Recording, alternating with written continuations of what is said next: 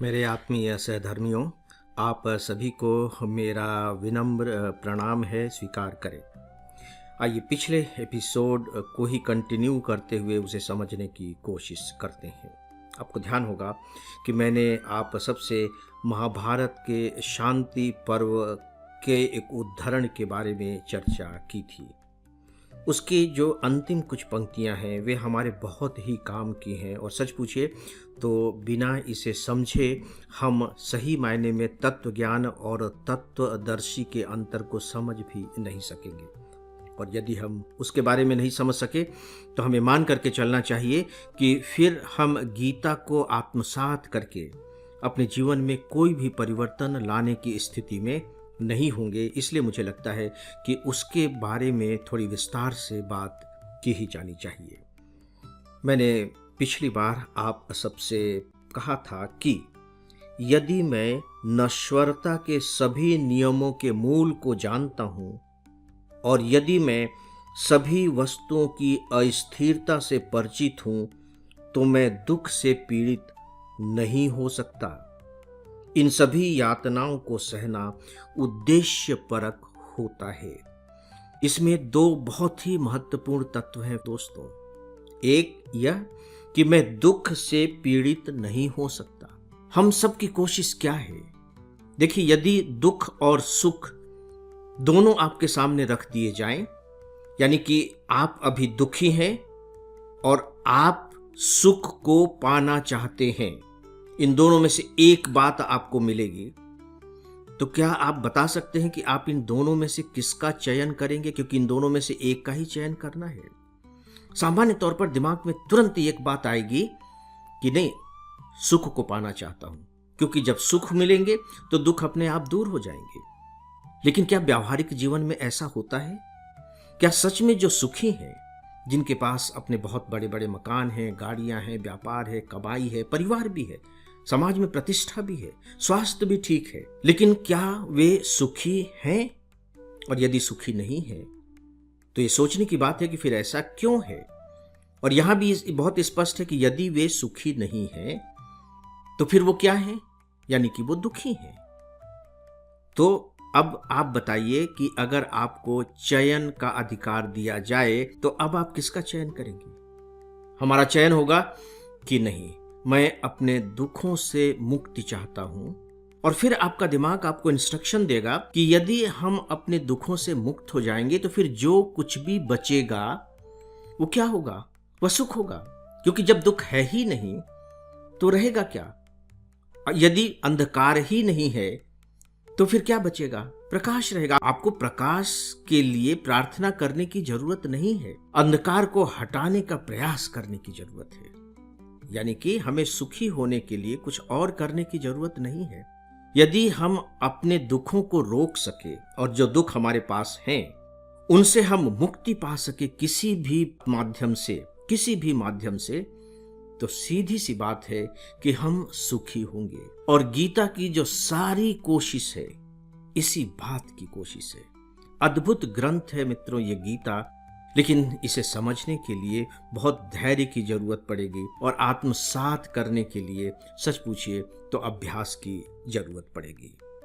तो अब सवाल उठता है कि व्यक्ति दुख से मुक्त कैसे होगा? सवाल यह भी है कि ऐसा कैसे होगा कि वो अपनी चारों तरफ इस तरह की घेराबंदी कर ले, शील्ड कर ले अपने आप को कि दुख आ ही नहीं सकता, और यदि आ भी जाए तो वह उसका कुछ बिगाड़ नहीं सकता। इसका मतलब है कि हम अपने दिमाग में, अपने विचारों में इस तरह की इम्यूनिटी डेवलप कर लेंगे, इस तरह की शक्ति पैदा कर लेंगे कि यदि वह होगा भी तो हमें इससे कोई फर्क नहीं पड़ेगा। आप देखिए कि हमारे चारों तरफ कितने वायरस घूमते रहते हैं, और ये वायरस हमारा इसलिए कुछ भी नहीं बिगाड़ पाते क्योंकि हमारे शरीर के पास इम्यूनिटी पावर है। जब कोरोना आया था तो सब लोग तो नहीं मृत्यु को प्राप्त हुए, बहुत से लोग बचे, बहुत से लोग तो बीमार भी नहीं पड़े।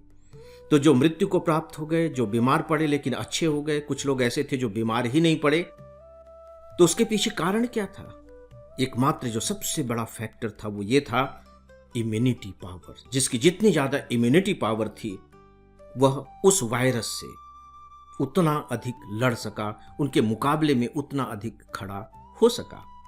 तो क्या आपको नहीं लगता कि हमारे दिमाग की भी एक इम्यूनिटी पावर होती है, और यदि वह इम्यूनिटी पावर हमारी स्ट्रांग हो जाए तो हम भी हर तरह के दुखों का, परेशानियों का, चिंताओं का, पीड़ाओं का मुकाबला कर सकते हैं बिना किसी अतिरिक्त दवाई के। कृष्ण ने अर्जुन को कोई मेडिसिन नहीं दी है, किया केवल यह है कि उसका दिमाग जो कमजोर पड़ गया था उसमें अपने गीता के ज्ञान के द्वारा इम्यूनिटी पावर डेवलप कर दी, उसमें ऊर्जा भर दी। और जैसे ही वह ऊर्जा भर देते हैं, अंत में जाकर के अर्जुन कहता है कि आप अब जो कह रहे हैं मैं वही करूंगा। कृष्ण ने छूट दी थी कि मैंने ये बात बता दी, अब तुम्हें जैसा ठीक लगे तुम वैसा करो। देखिए, यहां कृष्ण ने एक बहुत बड़ी बात कही कि मैंने तुम्हें ज्ञान करा दिया है और उस ज्ञान में तत्व का दर्शन भी दिया है। अब तुम्हारा जो सत्य हो उसके अनुकूल तुम निर्णय लो। मैं तुमको आदेश नहीं दे रहा हूं कि मैं जैसा कह रहा हूं तुम वैसा ही करो, क्योंकि तुमने ये कहा है कि तुम मेरे शिष्य हो, और शिष्य का यह धर्म होता है कि वह गुरु की आज्ञा का पालन करे।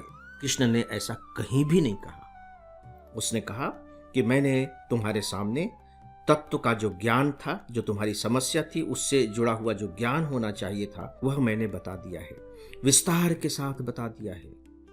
तुम अब इसका दर्शन करो, अपने आधार पर निर्णय लो, क्योंकि मुझे जो ज्ञान था और जो तत्व दर्शन था वो मैंने तुम्हारे सामने रख दिया।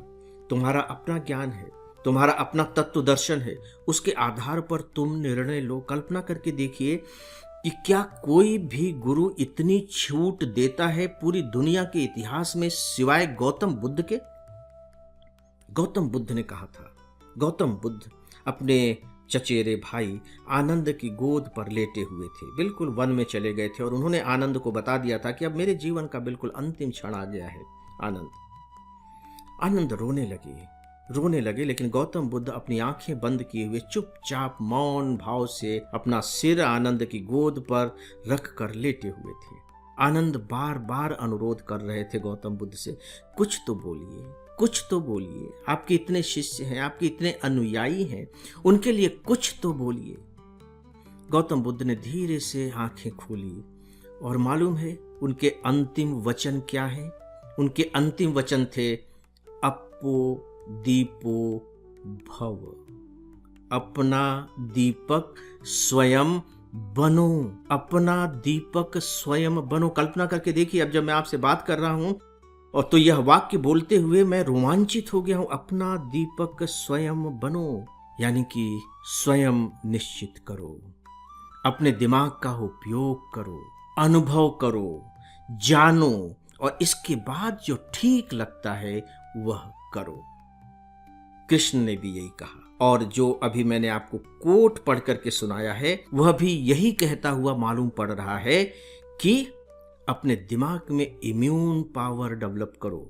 और यहाँ इम्यून पावर कैसे डेवलप किया जाए इसका एक उपाय भी बता दिया गया है, और वह उपाय है कि यदि मैं नश्वरता के सभी नियमों के मूल को जानता हूं, कोई वस्तु कैसे नष्ट होती है मैं इसे जानता हूं, यदि मैं जान गया, और यदि मैं वस्तुओं की अस्थिरता से परिचित हूं तो मैं दुख से पीड़ित नहीं हो सकता।